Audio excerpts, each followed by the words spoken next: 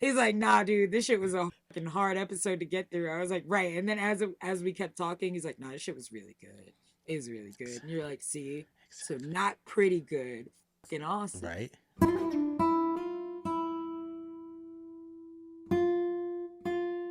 Welcome to A Bunch of Us, a Nerdy Bunch weekly discussion on HBO Max series adaptation of The Last of Us.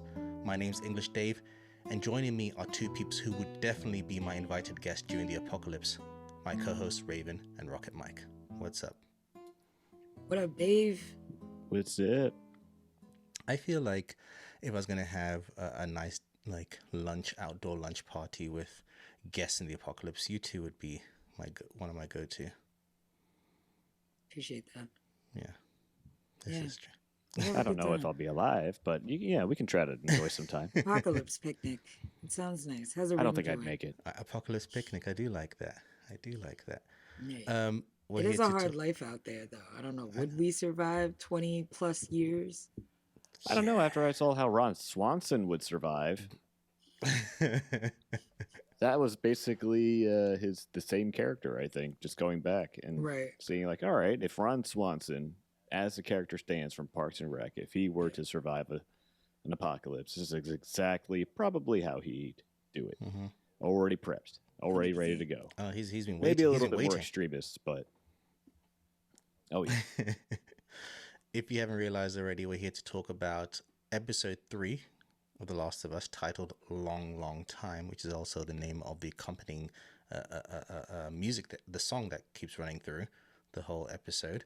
The synopsis is as follows: when a stranger approaches his compound, survivalist Bill forges an unlikely connection. Later, Joel and Ellie seek Bill's guidance.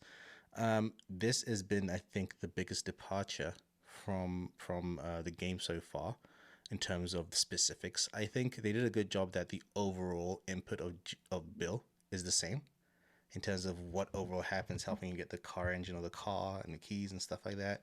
It's the same, but Mhm. how we get there, the specifics have changed. And I think for me, and I'll ask you guys your opinions on this in a sec, for me, it was a great example of how you change the source when you're adapting it. This is what you do. You're not changing the essence of a character. You're elaborating on, even though you're changing the narrative beats to how we get there. And even if the fate of the character is different, sometimes I worry when you change the fate of the character. That's a harder thing. But in this case, the fate of the character has changed. But again, it doesn't make too much difference because, again, spoilers. If you haven't played the game, and I don't usually like to talk further in the game, but Bill, after this moment in the game, he survives, but he's not really a character you interact with anymore. He doesn't have any other impact in the game beyond this moment, at least if we're talking about the first game only. So it's a case of the end result still came there with just more. Raven, generally speaking, what did you think of this departure? Um, well, I think it's a lot better than Frank hanging himself for sure. Spoiler alert. But for those of you that have not played the game, all of us gamers met Frank swinging in a living room, which is very And tragic. wasn't he like half When we all like met, decomposing already, so you can't really see his face? I think so. Yeah, you Yeah. couldn't really exactly tell who it was or why.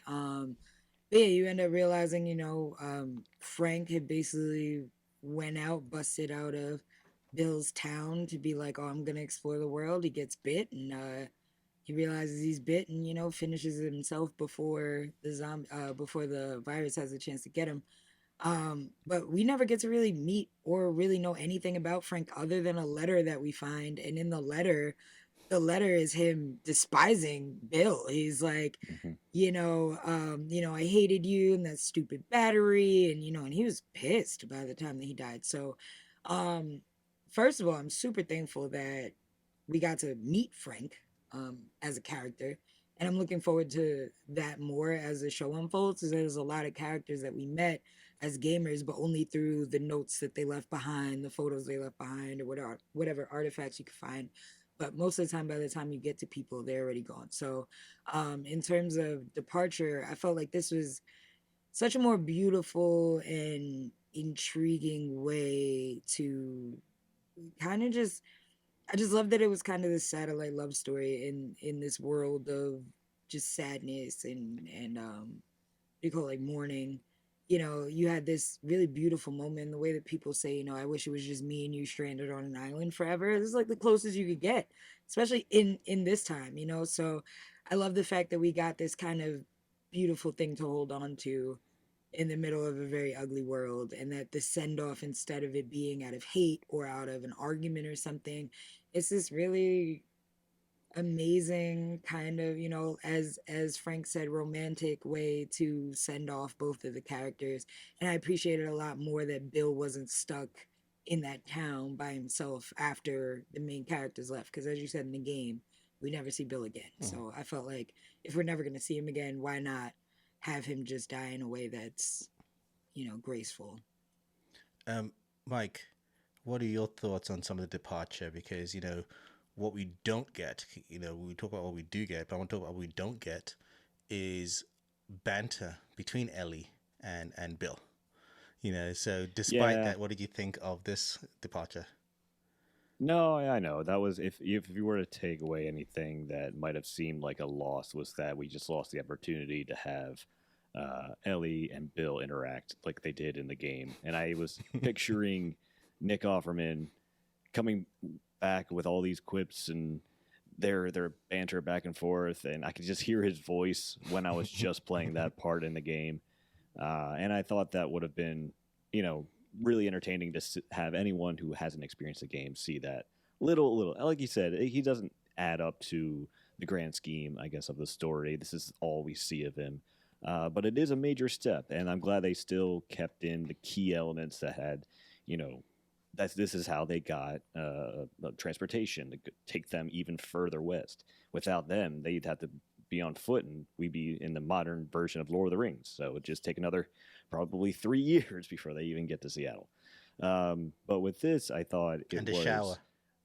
and a shower. Yeah, right.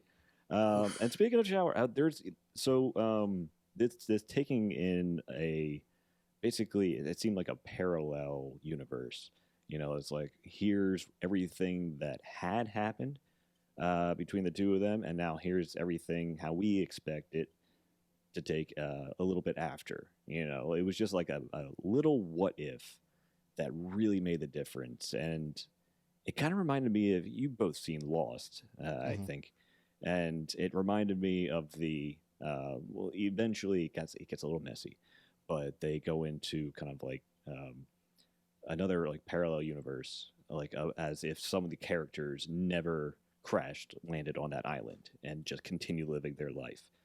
And those versions of the stories were coexisting within the main story. And this is kind of how I was reading it between game and TV show. It was like, okay, you know this, but here is a little what if. What if they, Joe and Ellie, never caught up to Bill? You know, like what if they never met them and they continue living their life? And maybe they had that little conflict, and obviously not little in the game, but you know, they got through it. And then there was something else that came into a factor. It was cancer, not a bite, you know. And I thought it was a beautiful storytelling, well acted, and I look forward to going back and watching it again. This I haven't done the second viewing of each episode yet, but I'm just kind of like soaking it in. And my Kate's away, so she didn't get to watch it with me. I'm like, you're going to get ready to cry for this one, and not how you think. But I agree with Raven. I think this is, you know, some Emmy worthy performances in this and storytelling. I give it up to the writers as well. Before we get to Bill and Frank, we have the ramifications, the aftermath of Tess's death, because Tess died last week, and now for the first time Ellie and Joel are alone. We still haven't quite cemented the relationship to where we know it's going as the gamers, but this is like the beginning of them, right, being forcibly alone before they accept this whole thing, right? And before that, they stop off at the convenience store. I love that Joel can't remember where he put his supplies because it's been so long. But we have one moment that we kind of have been teasing lately, and in terms of the violence of it all, right? We get one moment at the beginning, opening shot of Joel, his hands in the water. You still see the bloody knuckles from Hmm. episode one. You know, like not every episode is violent, but they show you ways to remind you of the violent nature of this world. And also, I don't know if anyone paid attention. You also see he's making a little homage to Tess, a little putting like a little stone mural or whatever to Yeah. Tess in that moment. But what I want to ask you, Raven, we get a little hint of talk about the violence. We get a little hint of that building what am I saying? Building intrigue in this violent nature through Ellie when that moment when she finds the little zombie down in the basement. What do you think of that moment? First of all, the fact that when they cut people open, it looks like cotton coming out is absolutely disgusting. So disgusting. But it's very well done. It's like really gross, but you're also really like, oh, it's nice. Cobwebs. Um, yeah, I love that you start to see like the hidden signs of her being a sociopath on the low, or like at bare minimum why her and Joel are so well paired or so well matched.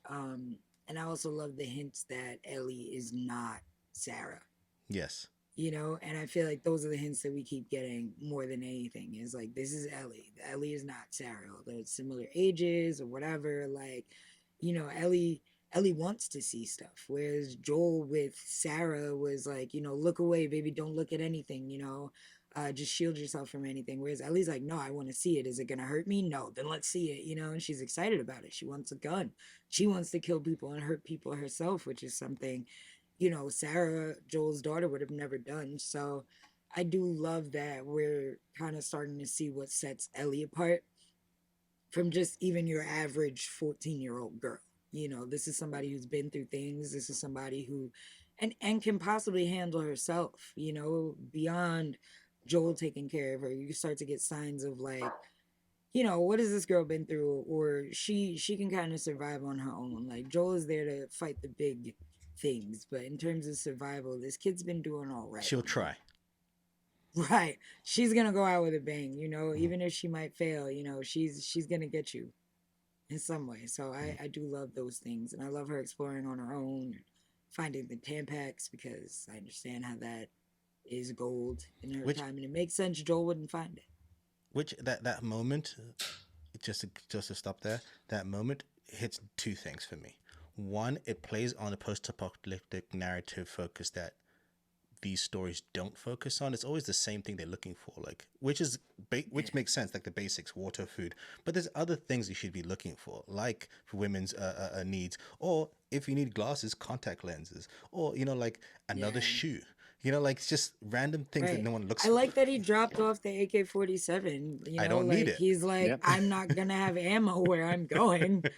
This doesn't make sense. And it's like, yeah, that's a big ass gun. You're just walking around with this like 3 foot weapon strapped around you, walking through the heat. You know what I'm saying? It makes sense. But in other shows, he would have had that big ass gun the whole season. Right. Yeah. You Right. know, and we would have never asked questions either. Nope. We would have just I was accepted ready that to it made accept no it. sense. I was willing. I was like, whatever. You're just gonna have this big He's ass just gun gonna all season find long. ammo But wherever because it's America, sure. right, I Right. appreciate that the writers took that moment to be like, look, y'all, this doesn't make sense, and we're not like those other shows. And then Thank you. as a gamer, the fact that she found that was also almost like in the game when you find supplies in Yeah, different Yeah. places. it is. It reminded me of that. Like you just like, oh, maybe someone's left that one thing. Like Yeah, yes. Well, maybe this was later, probably at Bill's, or was it his own stash? Either way, I'm like, okay, they finally got the workstation. Yeah, that was the Bills. Yeah. yeah, the Yes. We saw some, workstation. and he mentions he had to craft The together a workstation's where battery. you get to do all your upgrades. He mentions he had to craft together a battery. So he did crafting. We see it off screen when he finds the Love that. supplies in the fridge and stuff. And then he mentions to Ellie, it's gonna take a while. I have to craft together a battery. I was like, yes, Yeah. crafting. Nice. In the game, you do have to get the supplies for Bill to craft your battery, which is Yep. pretty dope. Yep. I did love that. You're right. Wow, I didn't think about that. The workstation. Yeah, Yep. we upgrade all your weapons. Right. Right. It makes sense.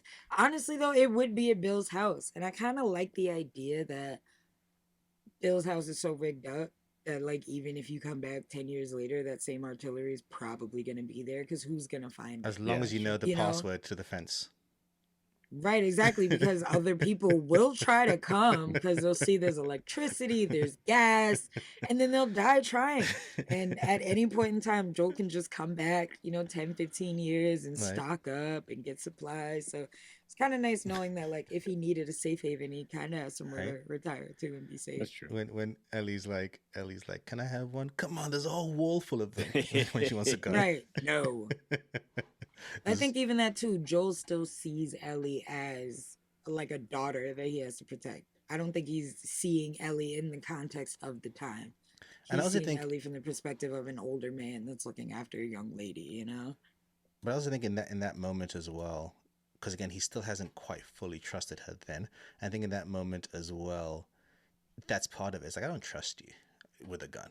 I don't trust you at all. Like, no, you're gonna probably cause more harm than issue for me if you have a gun. Because he's still at that point where it's still kind of, she's still a duty, a job to be done, right? He's slowly taking it personally, but he doesn't realize that yet.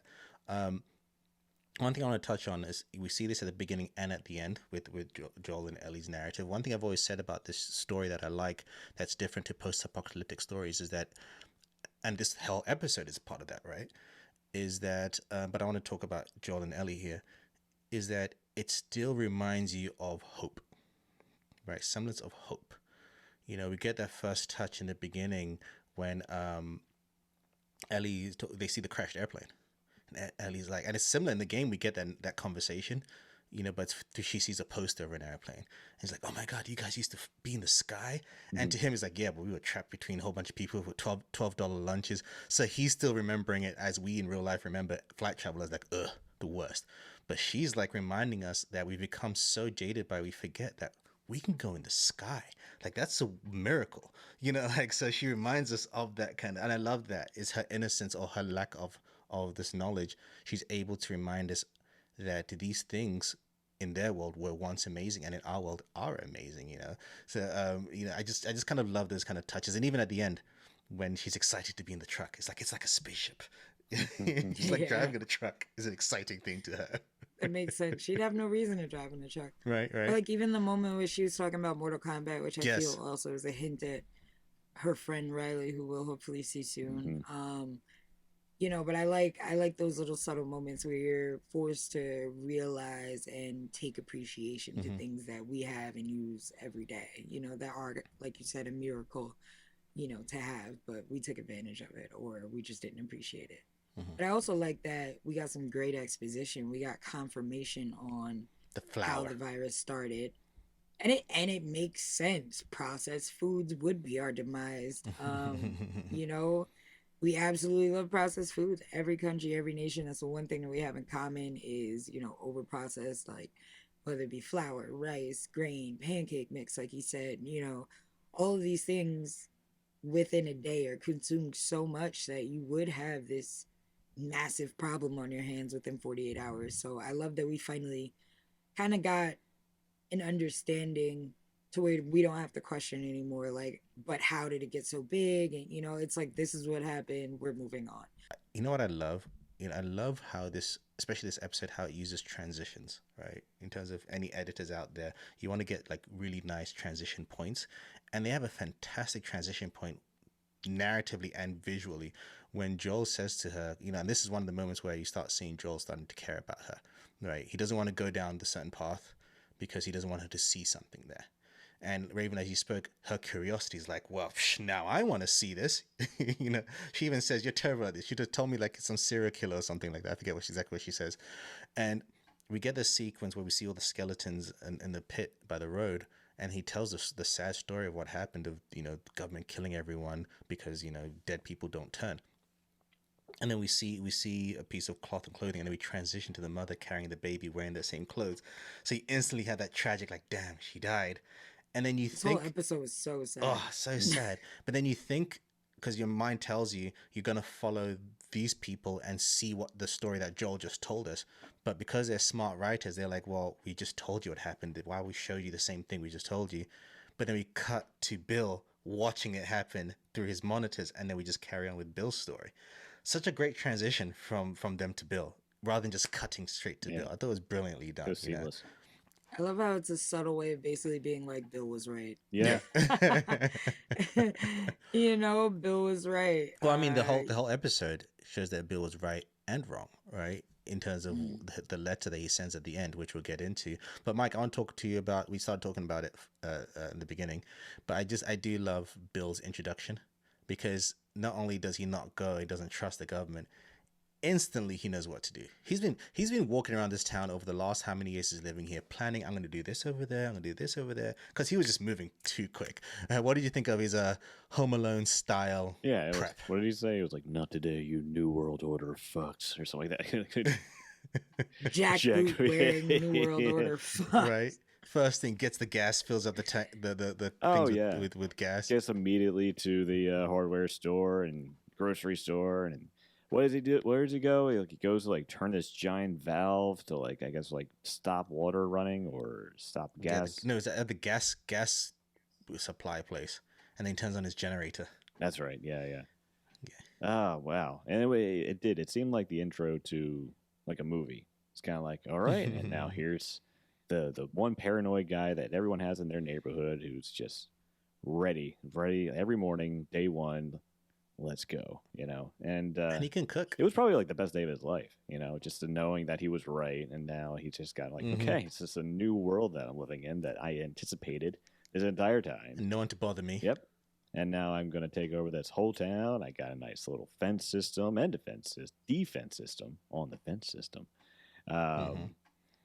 And yeah, a wall of guns. And then his, what was it, "Don't tread on me" flag. I'm like, okay, just really playing into Yeah. the character a little bit more.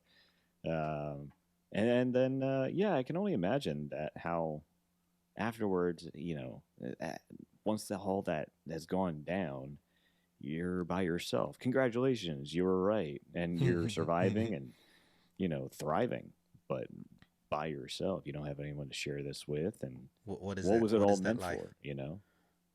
Which I think is the running theme of this episode. Which I think they did a fantastic job because in the game, it's the same thing, and that's why Frank leaves because he's like, well, we're not living, we're alive, we're not living. Rather than just leaving away, this episode elaborates more on that.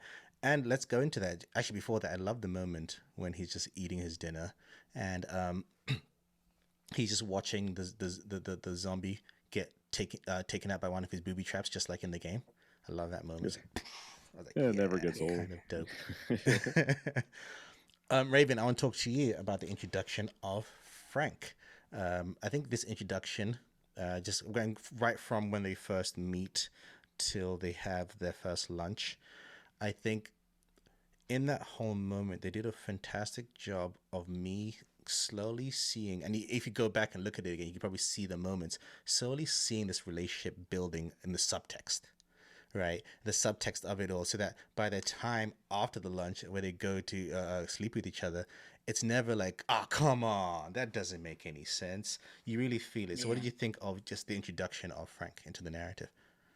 I love Frank. You know, from the moment we find him in a hole, and I think that that's kind of the whole point. Is that from the moment you meet Frank, you're completely aware that this is a lovable, likable guy. You know, and that he is kind of a ray of sunshine because even while covered in dirt in a hole with a gun in his face, he was still pretty optimistic, more optimistic than most of us Making would be. making jokes. Right, making jokes, being charming, and I felt like that too, like he's this charming guy, whereas obviously is completely opposed to Bill, who was obviously antisocial before any of this. Um, but I love that, like I love all the moments of even something as simple as Bill just happening to have a tester. Like, why do you have Love that? that. Of course He he just would, though. has it on hand, but it's like, yeah, of course he does, and it's this constant like back and forth reading, like you said, it's subtleties, but in you could tell that Frank is looking like, okay, this guy is very prepared, I'm very interested, but he's obviously not that mean. He would have shot me, Yeah. and I love little things like that when Frank makes the joke about Arby's. Arby's didn't give away free lunch. They were a restaurant. Because even then, he could have been shot. Right, Like, right. Like, you're shut up. still being this charm. Right. Smart Like, I don't ass. like feeling stupid, pal. So, I did love those moments. I love that you're just constantly getting that Frank is also reading Bill from the moment that he meets Hmm. him. He's really trying to like zero in and see not only like how he can survive, but like, I'm interested what's going on with this guy. Hmm. And especially once we get to the lunch, I also love that us as viewers kind of feel like, oh yeah, he gets to make his great lunches for somebody because that his food looks too good not to share, And something as small as like the moment where I noticed watching it again because I felt like it watching it the first time. I was like, Bill seems nervous approaching Frank in the shower, Yes. not because he's nervous on some like I don't trust you like he is with Joel, but on like you see him almost nervous staring through the walls knowing that there's a naked man on the other side and Yeah. he's kind of like and he's kind of excited about it. I love that. And again, for Nick Offerman, like one of the best things about his comedy is his subtle facial expressions and the the fact that he's able to keep such a straight face while being absolutely hilarious, or he could be so quote unquote angry while not saying a word. And I feel like we got those moments in this where you could tell he's kind of admiring him subtly. Sure, you can take an extra 5 minutes in the shower. He didn't have to turn his plate perfectly or Hmm. plate it. You could Hmm. even tell when Bill puts the plate down that he really wants him to like it. At bare minimum, he really wants him to like this food, and he paired this wine with this rabbit, and knows these things and says, "I know I don't seem the type." And I love the moment when Frank says, "No, you do," because it's like I got your number. Like I know the type of guy you are. There's You know, subtext there. I love that moment because the right? subtext for both of them, because I think Bill says that to him as a subtext of I'm not just this hard exterior person. I don't seem the type. Mm-hmm. There's a softer side, or there's another side to me that can make this loving meal and things like that. And when Frank does say, you do, Frank's like, I know you, I see you, Mm-hmm. and again, these are Yep. little there's subtext there to their sexuality as well, right? Yeah. That you get the sense that regardless of where his sexuality was facing before that, Bill had, because he was alone, right, just being alone, had not thought about anything. And so when he's now with someone who he is feeling whatever feelings he's feeling in the first moment, he's like, huh. He's willing to give it more of a chance to like, huh, where is this going? As opposed to what I like is that it's not aggressive square offish to start with that Frank Yeah. has to now punch through to get through that exterior. But it happens in a way that you don't still feel like, well, come on, that was too easy. Because you also do get a sense Mm. that this is something that's always been within Bill, but he just Yeah. hasn't had the opportunity to face it or deal with it before because he was an angry person. And when the apocalypse happens, because Mm. there's nobody there, to do that with. Yeah. I do love that, as someone who's in a same sex relationship and being someone who identifies as queer, like watching a lot of whether it be gay films, lesbian films, whatever, gay films specifically, the first time is always some type of taboo or it's some type of aggressive gesture. Someone's in the closet, so someone ends up being in denial or acting weird after. I felt like whether you're identifying any type of spectrum or you're straight, whatever, I feel like this is a beautiful first time, and I don't feel like we get to see that on screen often, where we see a same-sex relationship, especially with two guys, Middle-aged guys, where middle-aged right? guys who are Middle-aged from a guys, certain time, let's say quote unquote from a certain time, right? where their first encounter is actually a beautiful moment. Mm-hmm. Like anybody can relate to just wanting your first time to go well or whatever, Mm-hmm. and them having a lunch together, after, and somewhat serenading each other, and Mm-hmm. then it leading to, this slow, patient, joining, Mm-hmm. I felt was absolutely beautiful. And I felt like it kept it from feeling like these are two gay men. It Yes. just felt like this is a beautiful These are moment. people in And this is love what or people falling anybody in Yeah. love. Right, and this is just what literally any human being would Mm-hmm. want in an encounter with somebody who respects and cares about them, even if it's just for the day. So I love that that was our beginning to their, what becomes a beautiful relationship, I, and I, we don't see it enough. I did like that Frank is like, I'm no slut. And I did kind of think that though. As a viewer, I was like, is Frank just like an opportunist? Like, is he just gonna, which is a good, it was a butter fair up to him speech. to take advantage? And It made sense. I would assume he was doing it just to get a free It's lunch. I just mean, to let you hey, know, I'll free stay a lunches few are more hard to come days. by.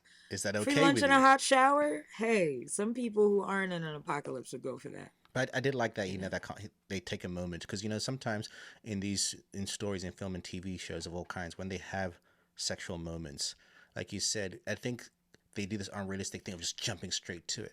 In real life, you do have these moments of conversation beforehand and say, "Hey, is this okay? Is that okay?" And just like, "Are we good with this?" And having Bill's when he said to Bill, when he says that, "Are we okay with that?" Move forward, and Bill's like, "Yes, I'm okay with that." So you have that moment where they both Consent. consent. What a concept. Which you never really address in these things. And to touch on what you just spoke on, I think what this whole episode does a good job. Damn, three of us here all married. Crazy, Just right? realized What a when world. we Who would have met, thought? we started in podcast. None of us are married. Now we're all three married. And I Hell think no. what I was getting at that is this episode does a fantastic job, even though it's a same-sex relationship. You hit the nail on the head, Raven, where I think it does a fantastic job of just you understanding not just romance at this age, but just I think, I don't know, Mike, maybe you can also agree with me on this. I think as a man, it kind of shows that this kind of side of it's okay to show your vulnerability. There's nothing wrong with showing that, and it's not necessarily only from the focus of a gay narrative. I just think it does a great job as a male narrative Yeah, because who's around to to judge kind of you connect to this anymore? kind of story of long term There love. are no social uh, prejudices anymore, or at least not anymore, but certainly not around as they used to be. You got no more neighbors peeking through your window, wondering what you're up to, wondering why. Oh, there's a lot more gentlemen around than his wife used to be, or if he ever was married, or maybe he was too like. Obviously, he had not had a gay encounter before this time. If he probably judging just from the exterior and everything that he stands by, I imagine he was probably a very heavily closeted man for a while.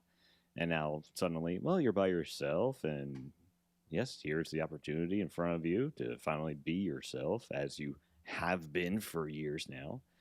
And this is just like, the key to unlocking what was missing from his life this whole time. And he knew it. He knew what was missing. Obviously, he probably wouldn't have invited him in at all. If he really wanted to be alone, he would have kept it that way, no matter what. It's kind of like, all right, I'll throw you some bread or something like that and water it. Then you can be on your way. But Right. he's like, this may be, just like let's come on, let's just see what happens. Um, I agree. It was just I know it sounded, and not to call it an opportunist. Hey, Bill could be an opportunist at this point as well. True. There's not much to choose from. I imagine, and nowadays, around those times. But also just yeah, Bill could have kicked him out. Bill could have had his time and been like, no, you can't stay the night. who's the slut now? Yeah, Sucker. Gotcha. um, after their first meeting together, we do jump forward in time. I think the show does a great job of letting us know when to tell us the dates and when it knows that we get it. Right? It doesn't always give us dates. Sometimes like, no, I get it. The context will tell me that time has passed. I love that cut from a beautiful moment. That they're having. One, I love Nick Offerman did a fantastic job of highlighting in that moment his vulnerability. He just felt innocent, for his first time. It wasn't, again, like we mentioned earlier, it wasn't this like, oh, I'm a man, oh, I can't show. It was just he gave into it because that's what he wanted. And like you said, Mike, there's no one around to judge him. This is the only other person there is someone who understands him. I love that moment. So again, I think that He's in vulnerability an came through. environment that he's safe, Right, right, completely because we saw his artillery in the basement. right. Um, But then and completely able to be vulnerable. we jump cut to a moment that again we all go through in relationships. No relationship is perfect, and relationships about building. This is what this episode as well is, because they never portrayed as perfect couple, right? Even right up to the end, they're not a perfect couple. They bicker, fight, just like every couple does. But it's how do you handle this commitment that you've made to each other? And what I like is this is one of the first moments we start getting slight crossover with the game, because in the game, one of the reasons Frank leaves is because he's alive, but he's not living. They just kind of, everything's all about militaristic, like the plan. And that argument is about that. Frank is like, okay, I get it, but our home is more than just this house. Let's clean up the street. Let's make the place look nice. Like, we've secured this whole place. Nobody's coming here. So let's just like, do that. And Bill's just like, no. He's just upset. And I don't know if you guys noticed, but that's when we start getting the hint of the relationship with Tess and Joel. And later on when they meet, they start talking about the codes, the music, 80s, the different codes of the different generations. I was like, oh, that's where that comes from. Yeah. The second Frank said, we're going to have friends, I was like, yes, Tess and Joel, okay. Because, like, you're trying to follow this timeline. And granted, like you said, there's times that, like, we don't care at all. But a part of you is also subtly like, okay, like, so when are we going to see the crossover? Yes, because we know they know each other. When are we going to see the moment? Right, no matter what, from episode 1, it's established Bill and Frank are on the other side of the radio. Episode 2, take them to Bill and Frank. So it's like we've been getting hints at Bill and Frank this whole time. So it's like, what, how does that happen? And I think that was my thing too, because Bill seems so paranoid. It's like, how do Joel and Tess stumble upon this place and not die? And they become friends. Right. But I love that they didn't stumble upon this place. Frank and Tess were communicating, and eventually we're like, okay, let's try to meet. And also I remember the fact that Frank was trying to get to Boston, right? That was kind of the point, because Frank was on his way to Boston. So it makes sense he would still be intrigued in like, what's happening in Boston? Is that somewhere I should visit sometimes? He was going to be around people. He wasn't technically going to stay and be alone with one individual. So I do love that it makes sense that he would, 1, want friends, and 2, make friends over radio. And I absolutely love when we finally see them together, because even how we've seen Joel and Tess this whole time, we've always seen them in survival mode. We've seen them dirty and struggling and somewhat strung out. So, and old, right? So seeing them even in just bright clothing, is just kind of like, wow, that's nice. And I appreciate that in this episode, I felt like the audience was almost Tess and Joel sitting at the lunch table. It's like we got to have a nice lunch date. Yeah. Mid in this season. Apocalyptic situation. Right. In this chaotic, very sad, tragic world that we somehow love so much. Yeah. There are these beautiful moments where we just get to go out for a beautiful lunch and genuine enjoy. Good people, right? There's no one's trying to get one over someone or mislead someone. These are actually just genuine good people to each other. They understand each other. That's what Joel did say. Yeah, right. Well, aren't we lucky? Right. If you could find anybody, it'd be us. Yeah. Right. He said, well, aren't we lucky? And I love that Bill, the entire lunch, is pointing a gun at Joel. Get a gun on my face. Yeah. Everybody so. He built something that he feels now he needs to protect more than ever. And he's not going to let anything now happen to either one of them. Yeah. It's funny. And I love that Joel and Bill connect on that level. I was gonna say the same thing. They never like each other, but they respect It's like Joel instantly understands what that means. And that's why Joel even says, I can help you. That fence over there. And I love when Joel tells him that about the fence. It's going to only last about a year. Because you get a sense in Bill's face, and this is credit to Nick Offerman's acting, where he's like, fuck, he's right. God damn it. I do need that. Fine. Damn, we'll make a deal. Right, whatever, bro. Whatever, man. A testament to the makeup team. I had for a split second, when we cut to Joel and Tess at that moment, for a split second, I'm like, they de-aged them? Because I forget that they aged them up. For the the makeup got you so good to where you actually got mad, like, what the hell? What are you making them younger? Like, oh shit, what is that? Their age? Oh wait, that's what they normally look like in real life, the actors. Right. And Raven, as Fringe fans, so exciting to see Anna Torv again. I thought that was the last we've seen of her. I thought that was the last of her. But I also felt But I also felt like there's no way. A part of me was like, do you just pay Anna Torv for 1, 2 episodes? But apparently they do that with Nick Offerman, so I can't even say anything. But maybe Nick Offerman will get flashback scenes. Who knows? Maybe we get more scenes with Tess. Because obviously we do not travel back in time, but we do have We glimpses jump, of yeah. the past, obviously. So because of that, I'm hoping that that means we're going to see all of these characters again. Because I absolutely love Frank. I love Bill, in his own way. And I feel like Bill almost adds like grit to Mm-hmm. like an understandable grit. I feel like something about him is like, just. Mm-hmm. But yeah, it's tough, and I love that we get these. Just the whole episode is kind of just like wow. But I do love that we get to see Joel and Joel Tess, Bill and Frank's relationship. I love that we get to see that, Joel has respect for Bill and Frank's one relationship, but also Bill and Frank as individuals. Ellie does act in the episode as Bill Mays. He goes, Frank is. Um, so it's like you get kind of these little moments where it's like, even though they're kind of forced, like they only really know each other to survive. In the end of the episode, I feel like you do get a moment of vulnerability with Joel also, and the realization that like all of his friends are kind of gone. Mm-hmm, mm-hmm. Like Yes. this little network he built up, Yes. whether he really liked these people or not, this was kind of his safety net. This was his home. This was like something he knew he could rely on, people he knew he could vent to that understood him, that's known him for a long time. They've known each other at least 17 plus years. And also, that's the last thing I want to say, is that I realized how long Tess and Joel Mm-hmm. had actually known each other through this episode, Mm-hmm. because they seemed to meet Bill and Frank like 5 years or so into their relationship. Mm-hmm. But it's at least, I want to say like 15 years Mm-hmm. maybe that Joel and Tess know each other without fully I doing mean, the math. that's I mean, I think it's 2010 when they meet Frank and Right. Bill. So that, and the present, that's 13 years at the very least. that's Because what we were present just day is 2023. mentioning in the last episode. Yeah. We were hoping that we could hear these stories when Joel and Tess are saying how they're not good people and they've done some really bad things. So I'm like, well, I think we're going to get an idea of what those things are finally. I really hope they start playing into that a little bit more with these, additional scenes outside of the game that really just add more context to the whole story, and just like little plot holes like this that we're all very interested in.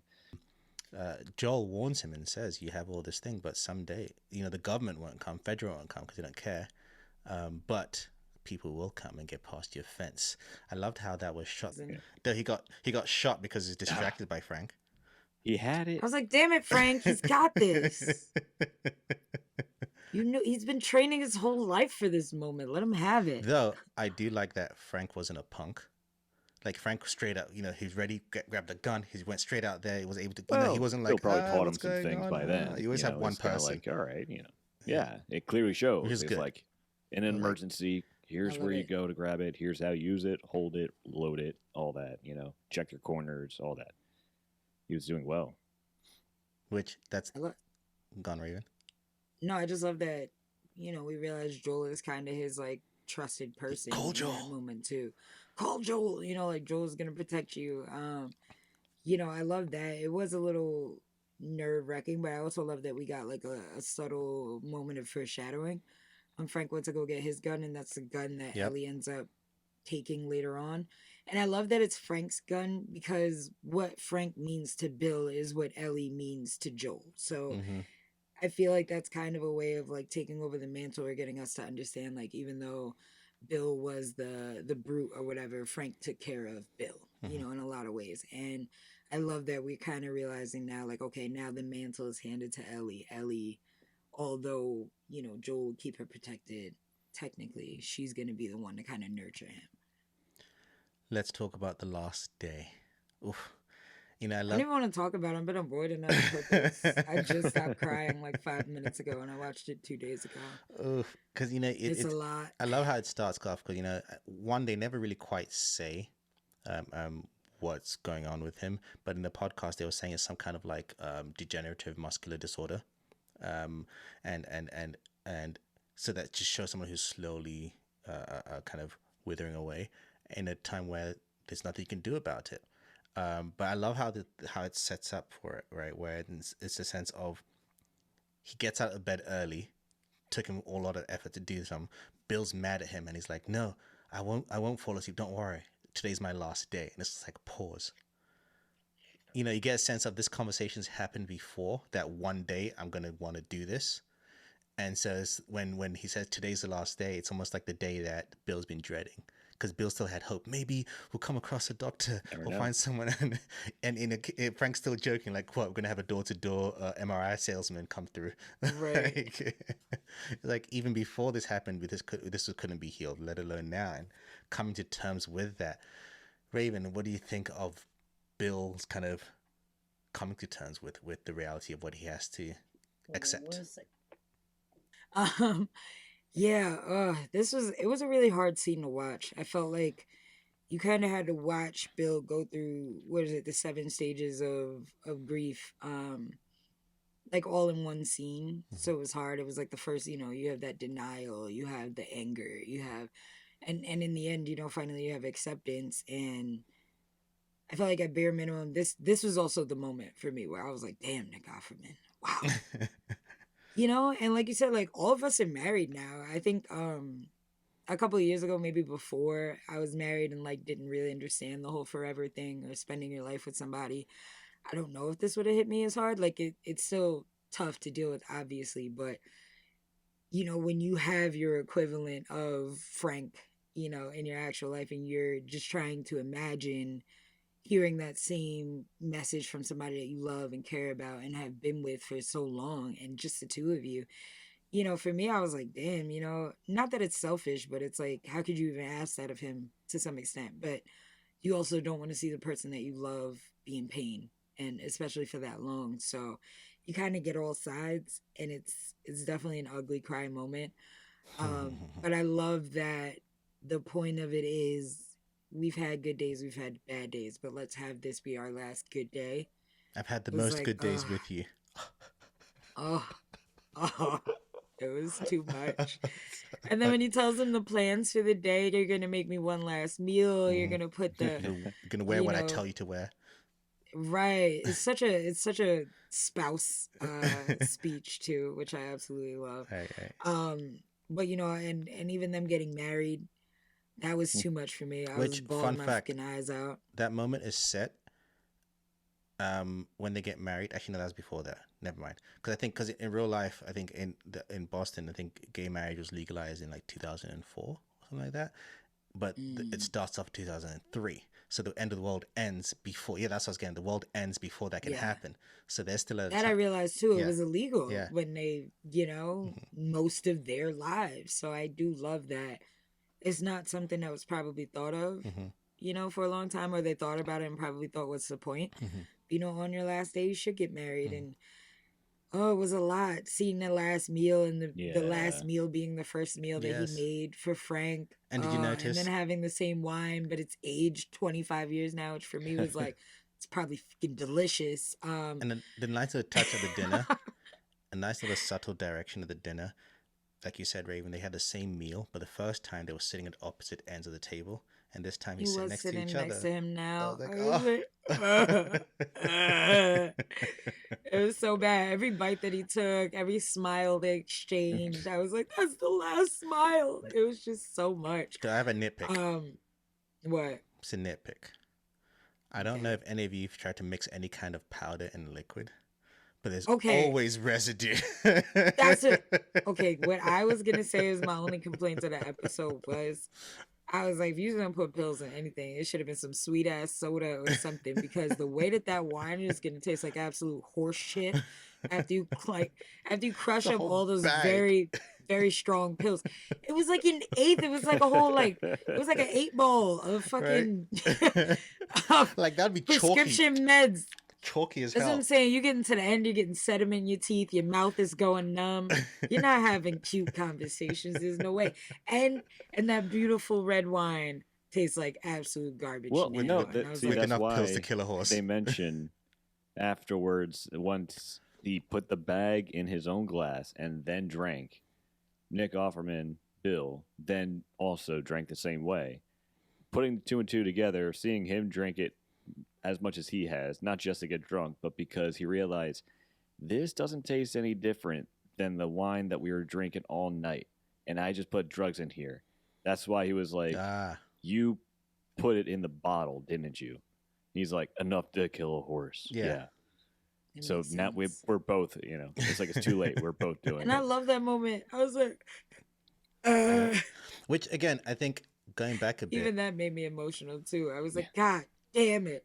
It's perfect. which I think going back a bit, context for that ending, what he says at the ending when he talks about um, this is not one of those there's a play tragedy, kind of like Romeo and Juliet, Yeah. or tragedy. One thing that we know, Raven, you probably know about this. A problem with a lot of media in terms of film and TV, whenever they show gay characters, they tend to kill them off, right? And yes, these characters are killed off, but the way in which it's done, it's different because one, they're getting killed off at their own choices. And one of the things I liked was when he says, "You are my purpose, and I have nothing after you're done." It goes back to when he's been asked to do this. You're asking someone. You talked about Raven. You're asking someone to accept this, but it's not just asking someone. You're asking the one person who feels their one duty is to take care of you, to kill you. It's just like that's just like the one thing they do not want to be asked, because my purpose is to protect you. Why now I have to kill you? So once he accepts that that's what he has to do, he also has to accept that I have nothing else. And you know what? That's fine. I accept that. It's not a tragedy. And then I like that Frank's like, I'm pissed, but from an objective point of view, it's rather beautiful. Right. It's pretty Pretty romantic. romantic. And it is. And I love that because I couldn't help but wonder throughout the entire episode, what the hell is Bill going to do without Frank? Right, right. Something as simple as, like, I don't know, have you guys ever thought to yourselves, what the hell am I going to do without my wife? Hey, You haven't it's even been together that long. It's like I'm still under the 10-year mark and I literally cannot fathom. You know what I'm saying? So it's like I can't imagine spending 20 years with somebody just to then be like, I'm going to go on in this apocalypse Hmm. without you and completely alone. It's not like you have your family mhm. or a job to keep Not yourself even a busy. pet. That's what I'm saying. You don't have any type of social life. You have nothing to grasp onto except your friends that live like a city over. And it's like, like really what did Bill have to live for? So I kind of love that, like we said in the beginning, that was Bill's ending instead of in the game where Bill, as far as when you leave, Bill is, Back in his still town, alive doing and his he's by thing. himself. Right. And we never see him again. So Yeah. it's like, that was always kind of sad for me when I ended the game. It was like, damn, I wonder what happened to Bill. So I love that this is the ending that we get, and we get to just kind of close that chapter on the Bill character without having to wonder, Mhm. oh, I wonder what he's doing now Mhm. without Frank. But he still has, in terms of moving the narrative forward, he still has an effect on Joel, and more so here than in the game. One of the things we've complained about in the game is that we accepted it as the gamers, but in terms of just from a pure narrative angle, it was always forced for Joel to accept this mission, right? Like, why would he accept this wholeheartedly? And in the game, we just kind of forced to accept it. Where I think this show, they've given more reasons, which is the next scene when Joel and Ellie arrive and they get the letter. What I love about this is that ultimately you realize that it's a love story about a person who had given up on everybody before the world ended and found love in the apocalypse, and realized that about He himself. found love in a hopeless place. Right. And this is where we start getting the beginnings, well, not the beginnings, but more impact on Joel realizing I need to protect Ellie, because Bill tells him pretty much, you're like me, and it's people like us. It's our duty to protect people like them, and God help any motherfuckers who stand in our way. And if that isn't the theme of this fucking show, I Right? don't know what is. What I like about also this ending, Raven, I'll talk to you about this, is this aspect of this bookend, right? Of this man who we saw at the beginning in terms of Bill, to who he is at the end, telling other people it's okay to fall in love. It's okay to accept that part of you. It's okay to live life. And that impact on Joel, how did you feel about this change of having that be an impact on Joel? I felt like it lightened up his character a bit. Like he's less hardened by this experience because I think he's also realizing like you don't have many people left, bro. Like, if anyone at this point, that might have been your last connection that you had in these extended times, other than your brother, who you're on the way to go see. So I feel like, whether the message be the fact that, protect, love, the ones that you need to take care of, but, I think that just Joel realizing, like, that's kind of what everybody's saying to me before they die. It's like, just take care of this girl. Everything's leading me to take care of this person and protect this person. And I think that he realizes too, like, this is his purpose, and I feel like from the way that we see him in the beginning in episode 1, you kind of see like he has no purpose. He's just going about the days and living his life. So I think that this whole experience, even though it's sad and even though he just lost Tess and he lost Bill and Frank, I think this kind of revives him in a way, and he seems a bit lighter after this, although mourning, and I like that as a character. We're kind of like, we get the beginning of like, okay, this is Joel's going to be a bit more vulnerable. Joel is going to be a bit more willing to, like kind of understand, or he's at more acceptance with the task that he has at hand. So maybe he'll be able to be a little more relaxed in his approach with Ellie. A few moments that we noticed I liked. We finally get Ellie's costume, the red T-shirt, and even Joel. Yeah, we got both of the outfits. His flannel, and his flannel. flannel and jeans. I was like, yeah. After cleaning up nicely. That's the skin. which I really like. Skin upgrade. And I also like the moment early in the beginning when Ellie says to Joel, like, nobody put you up for this. No one forced you to do this. You got something out of this as your trade. So don't blame me for her death. And I love that on two levels, where one, she's standing up for herself to Joel and reminding him that it's not, don't blame me for this. But two, I think, and even the writers are saying this, there's a level of it where she's almost is blaming herself. So when she says, don't blame me for it, she's telling herself, it's not your fault, don't worry about it, because these are moments where you're reminded, as tough as she is, as brave as she is, she's still a child going through these things and experiences and loss. And, she wasn't super close to Tess, but she was close to Tess. So she's going to blame herself on a certain level, like, oh, we even both the got way she bit. verbalized it, Right? I wasn't going to say sorry. It's like, yeah, fuck that. Yeah, like, but it just shows her character too. And I thought that was... like, she's tough. Anything else? Any moments any like random oh, I love the moment. Let's not do on the strawberries, Bill. That's what I was gonna say. The strawberry moment I thought was amazing. And that's another nod at the acting. I felt like whenever you've gone a very, very, very long time without having something, like you haven't had something since childhood. Like, I don't know, like when I had Dunkaroos again for the first time in 20 years, you get super emotional. That first bite, it's like, wow. And you get rushed back with so many things. But a freshly ripe strawberry, whoo! I love that he brought up. I love that he brought out the Ron Swanson giggle. He did. He did. I was like, yeah. Even in the letter. He did.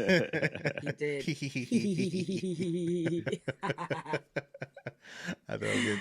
I love it. The truck that they drive off is exactly the same type and color. It is. The game. It's a nice touch. I like that. I'm excited they got the truck. Build it. I'm going to take this moment to give a shout out to one of our listeners, Mike.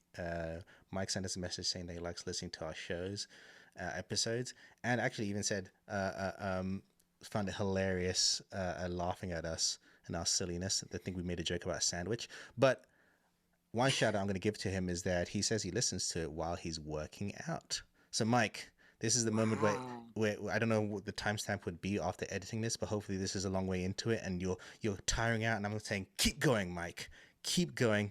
Kind of like how Bill was trying to run in the episode. He was tired. I was going to say, this is all I'm going to tell you, Mike, keep that going. Train for the zombie apocalypse. Be prepared because, yeah. Yes, like Zombieland told us, one of the key rules is cardio. Cardio. That's the rule of the week. Zombie apocalypse survival tip of the week is cardio. Cardio. Because it doesn't matter how prepared you are, if you can't run, at some point you're going to need to run. And also, survival is important, but finding someone worth surviving for. Living. That's what it's all about. Living. You can survive, but are you living? And again, that's something that I've always not liked about post-apocalyptic stories, where a lot of the stories, as cool as they are, they leave the viewer at the end of it thinking, well, when the end of the world happens, I'm going to collect all the guns and all the weapons and all the knives. And so all you're thinking is violent protection. Yeah. Right. And you think that's all you need, as opposed to a show where it's like, well, actually, maybe I can fall in love or still maintain my love and relationships. And maybe I can find some kind of hope within this situation. And I love that this show is in the bleakness and how bleak it is and how bleak it will get. 'Cause Oh, best it will believe get. it will get Oh, bleak. it sure will. It still has time My to. wife's like, "Why do you play this game?" It still reminds us, and I think hope shines the brightest when time is the bleakest, right? When times are the bleakest, that's when you have to kind of really remember hope and remember that, hey, as shitty as things like You're flying still on in the Spirit sky. Airlines is, you're still in the sky. Like, it's kind Was of it worth it? cool. This is true. This is true. Right. On that So note, lastly, shout out to my grandma who apparently listens to all these what episodes and has never seen the show, what doesn't know where to access spoilers, it. Grandma? She loves She's it. like, "Well, I really want to see what this show is all about." I'm like, "I told you in the episode." So, Nanny, if you're listening, please remind me to set up your HBO Max so you can catch up. I love you. Thanks Yes. for checking it out and listening to the end. And then once you've seen a few episodes, you caught up, let us know what you think of the show so that we can kind of Right. let the We'll listeners get know. you in a feature, Nanny. Right? The listeners are curious. What does Nanny think? On that note, Right. what do you listeners think of this show so far? 3 episodes in. And for me, I always say a show makes it or breaks it within the first 3 episodes. So if it wasn't a game and I was just watching it as a show, I would have been like, yes, 3 episodes, I'll still keep going. Find us on social media if those are your thoughts, or you're like, forget this show, it deviated too much from the game. Frank should have hung himself. I don't like this story. I don't like love stories. I want to hear your thoughts so I can laugh at you. Find us on social media at The Nerdy Bunch. Thank you, Dave. Thank you, Mike. Thank you, Raven. Thank you. My name's English Dave, and this has been a Nerdy Bunch presentation of The Bunch of Us, where we spoke about episode 3 of The Last of Us. I'm going to go off and cry now. And as always, Raven, Keep it nerdy. Peace.